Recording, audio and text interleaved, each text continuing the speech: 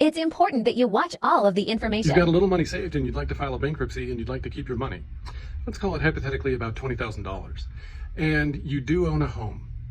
Okay, when you own a home and you have a good bit of home equity to protect, the amount of cash you can protect is limited.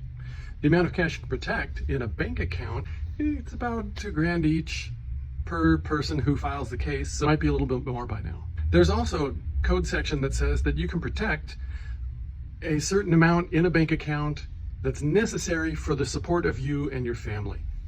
It's an amorphous number. Who knows exactly what it is? You might get away with a couple grand more.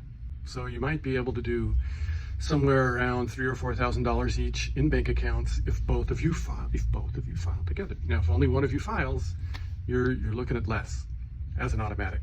But there are things that you can do with your money that you can set it aside in a way that you can hang on to it. Now, the very first thing you cannot do, must not do, never ever, give it away. No. You give it to a family friend or a relative, say, hang on to this when my bankruptcy's over, I'd like to have it back. The bankruptcy trustee will eventually figure it out, and you could go to prison. And that could go, it could be for a little while, and it's ugly. It's federal. Also, the person that you gave the money to could also be guilty of a federal bankruptcy crime. Don't do that. Another thing you can't do is pay off a debt with it just before filing the case. You can't pay down the mortgage. There's a specific code section that says if you pay down your mortgage by 20 grand, they'll take it back from the mortgage lender and redistribute. If you owed your mom 5 grand, oh, I've got to pay my mom. You pay her 5 grand. Oh, I owed my uncle 5 grand. Got to pay my uncle. No. They sue both your mom and your uncle for the 5 grand, and then they got to pony up. Or file a bankruptcy themselves, maybe. I've seen that happen. It's gnarly. You don't want to get into that kind of a situation. You're not paying off a debt to a family friend or relative. The problem with doing something like that is, how do we know the debt ever existed? Maybe you're just giving them the money. Or if you can prove that the debt existed, well, they should just be in the bankruptcy kitty like everybody else and have to turn in a proof of claim just like Visa, MasterCard, and your medical bills. Don't do it. I had a client that received a pretty good sized severance pay, took her family and some friends, went on a trip to Taiwan and Thailand for a month. They spent an average of about $1,000 a day, came home with 2 grand and said, I'm ready to file now. You didn't have to do that. He thought he had to. It wasn't a great idea, in my opinion, not a good financial choice. But you know what? When the bankruptcy trustee said, okay, well, what happened to the severance pay? He had all the receipts. He could prove that it had been spent and was gone. And, it was debit card bills and out of his bank account. You could see it just, hotel, restaurant, it's spent. So you got 20 grand. Have you considered opening an IRA? Or if you have an IRA, have you considered making a payment into the IRA? If it's early enough in the year, you might be able to pay last year's payment into the IRA and this year's payment into the IRA and still receive your tax benefit. Now, it depends on the kind of IRA. If you have an educational IRA, the bankruptcy trustee can reach into one of those and take money back out. So you're looking at a very straight, vanilla, traditional IRA. Straight. You could fund up life insurance with a whole life insurance policy with a cash value. But it's got to be a whole life policy with a cash value. The trouble is that sometimes annuities look like life insurance and sometimes life insurance looks like an annuity. And when it looks too much like an annuity, it's not life insurance anymore. Bankruptcy trustee takes the money back. You have to consult an attorney. You have to consult a bankruptcy attorney, a bankruptcy lawyer in your area, because the rules may be different where you are. I'm in California.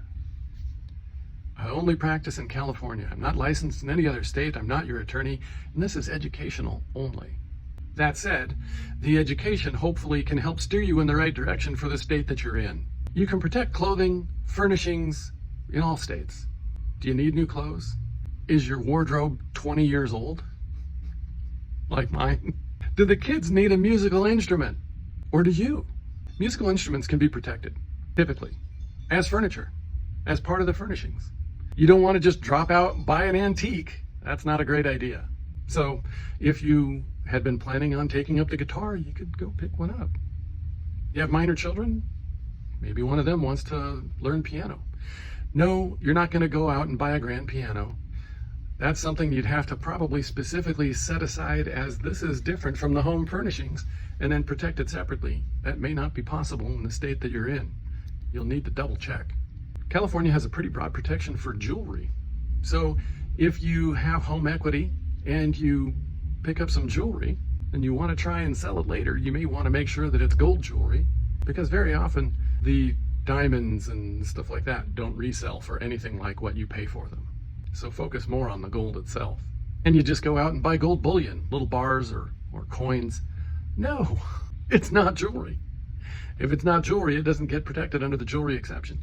If it's an heirloom, if it's gold bars that you received from your grandfather through your father, something like this, an heirloom generally has some better protection.